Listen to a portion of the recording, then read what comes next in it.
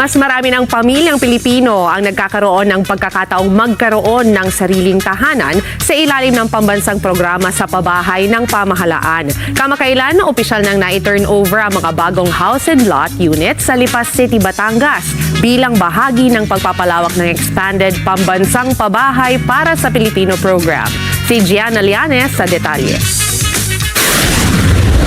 Patuloy na naipatutupad ng administrasyon ni Pangulong Ferdinand Marcos Jr. ang programa nitong pabahay matapos opisyal na i-turn over ng Department of Human Settlements and Urban Development o DSUD at Pag-ibig Fund ang mga house and lot units sa Nuvista Homes Lipa noong June 3.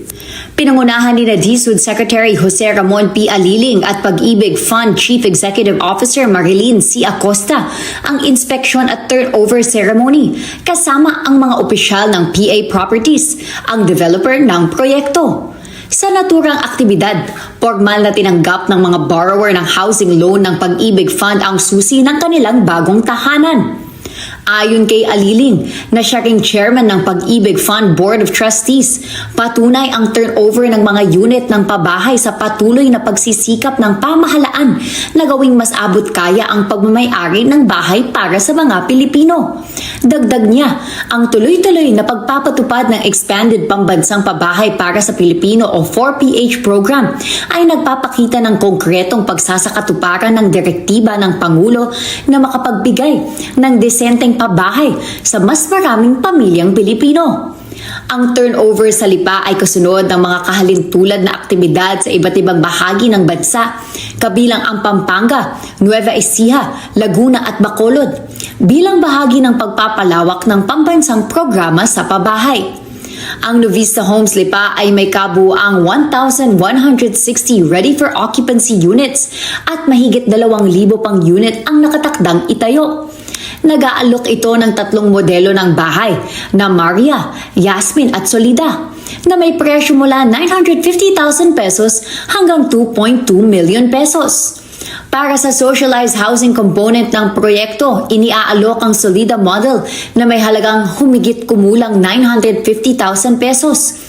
Sa ilalim ng 3% subsidized interest rate ng expanded 4PH program, maaari umanong bumaba sa 4,005 pesos kada buwan ang amortization para sa mga kwalipikadong borrower. Samantala, binisita rin ng mga opisyal ang Edizia, isa pang residential project ng PA Properties sa Lipa. Nagkakahalaga ang mga unit dito mula 3.5 million pesos hanggang 7 million pesos at maaari ng pondohan sa pamamagitan ng Pag-ibig Fund matapos itaas ang maximum housing loan amount mula 6 million pesos tungo sa 10 million pesos kada borrower. Binigyan din ni Acosta na patuloy na ginagawang mas abot kaya ng Pag-ibig Fund ang pagmamay-ari ng bahay para sa mga manggagawang Pilipino.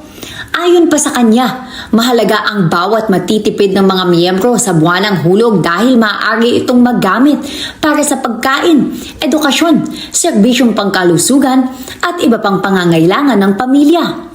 Patuloy namang nakatuon ang DSUD at Pag-ibig Fund sa pagpapabilis ng paghahatid ng mga proyektong pabahay sa pamamagitan ng mas matibay na koordinasyon sa mga ahensya ng gobyerno, institusyong pampinansyal at mga pribadong developer upang mas maraming Pilipino ang magkaroon ng sariling tahanan. Gianna Llanes para sa Mata ng Agila. Matatag, matapang, matapat.